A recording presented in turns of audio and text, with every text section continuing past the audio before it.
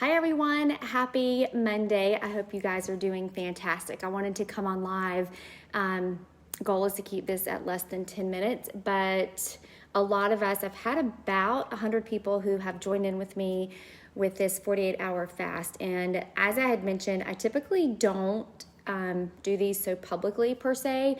I do a lot of cleanses, but when I do particularly spiritual fast, I don't typically do it very publicly just because it's usually a time that I go inward. But a couple of days ago, just felt strongly led to put it out there for anybody who wants to join me. And since then, I've had a lot of questions about it. So I just wanted to come on live and share with you publicly. And if you have any questions, please put them in the comments. If you have the question, then most likely somebody else has the question, and I'd rather serve the collective versus just like the one-on-one. But fasting is new for a lot of people, and like I said, it came heavy for me to do it just because we are in a transition of a week, and this is not about one candidate or another. But I'm sure there are a lot of people that are feeling the weight of the world right now and the emotions of everything that's happening. And so, just felt led to fast on that. But to really share in depth of like why to fast, like what to fast, how to fast, what to expect. And I'm just going to be completely candid here in the next 10 or so minutes. But over the last 15 years, really fasting came to me initially when my oldest son had a lot of health challenges and was just in a waiting period for God to move. So this is an example of where maybe you could fast. If you're in a position where you're waiting for God to move, maybe it's in a career, because these are all things that I've experienced myself. But if you're waiting for God to move or show up or to speak or show direction, maybe it's with a family member, maybe it's with your business, maybe it's in your relationship, your marriage. I have fasted over all those things, looking for clarity. And it's really hard to explain, especially if you've never done it, but it comes in a state of when you're really depriving yourself in a sense of when you're depriving your flesh. It just really humbles yourself with God to really speak up. And if you know me, I am typically somewhat kind of hard-headed to where I really need God. He had led me to do this fast and say, put it out there. I want you to really just share vulnerably. So again, that's why I'm here. But so if you're in a position like that, like if you're looking for direction in your business for clarity, I went through a shift. I was looking for a lot of clarity last year, just like a lot of people were in 2020 with your profession, with relationships, with just a lot of things. It really happens.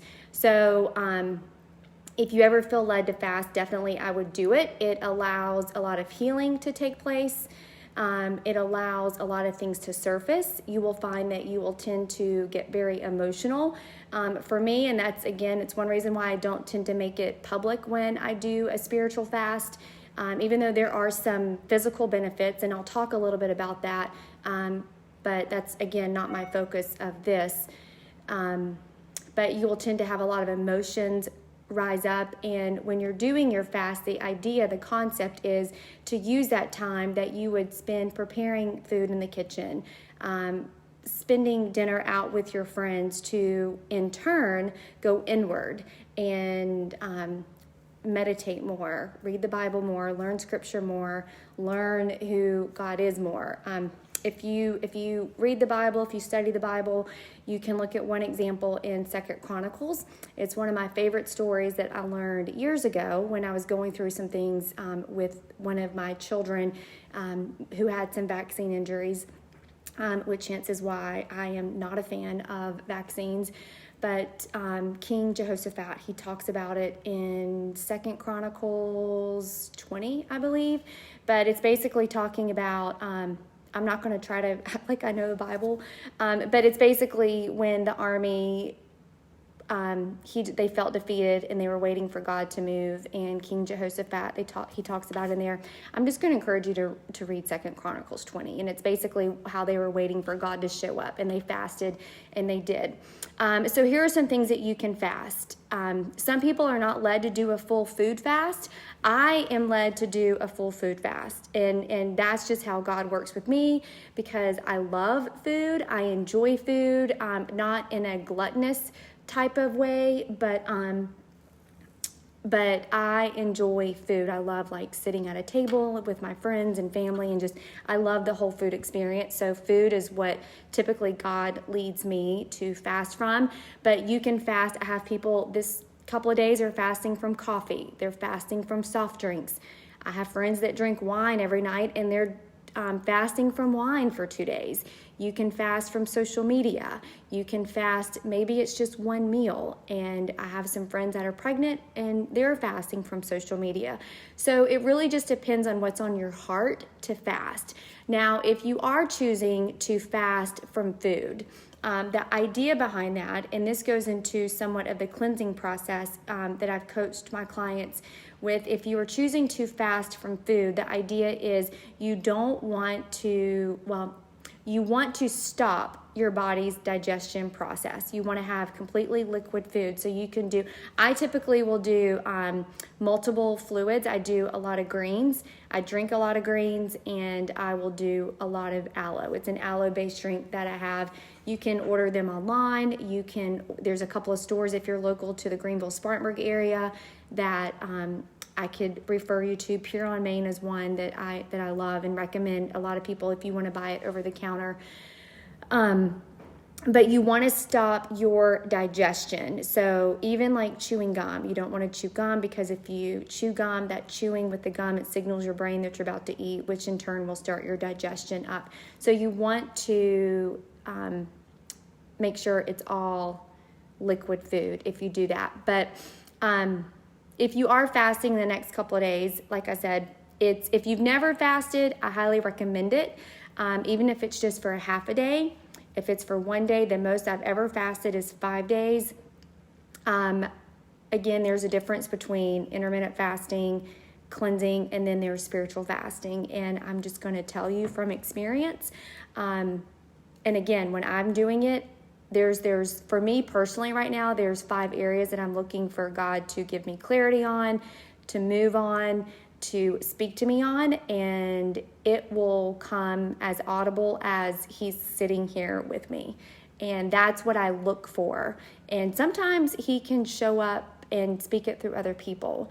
But just be prepared that if you do a fast and you're looking for something to move like that, if you're looking for clarity in a relationship, in a career, just understand it may not be the answer that you are looking for, but always put it out that it is God's will. But over these 48 hours, if you are fasting with me, just praying for peace for our country, praying for this transition. I'm the last person to talk politics with, but with whatever happens, I know it's a transition that has to be made.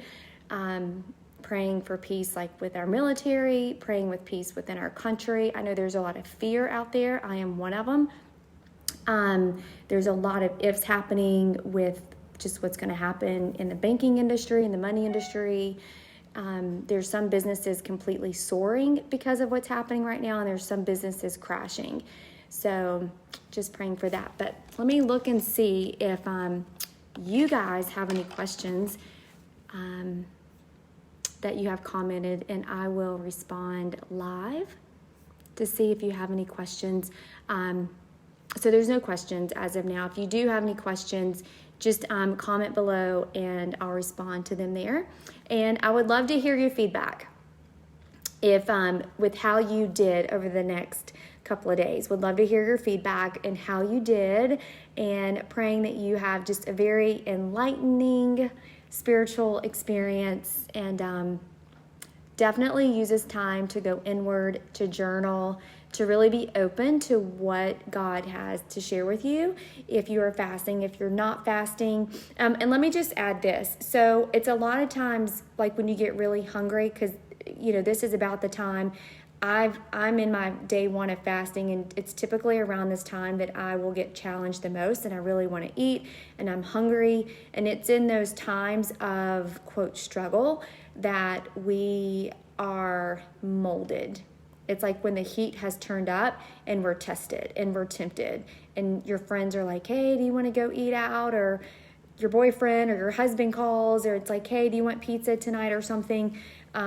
It's in those times where you're tested and you're really molded, and your courage and your tenacity and determination is all built to be stronger. So push through it.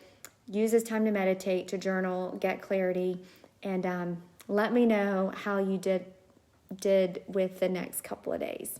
All right, guys, happy Monday.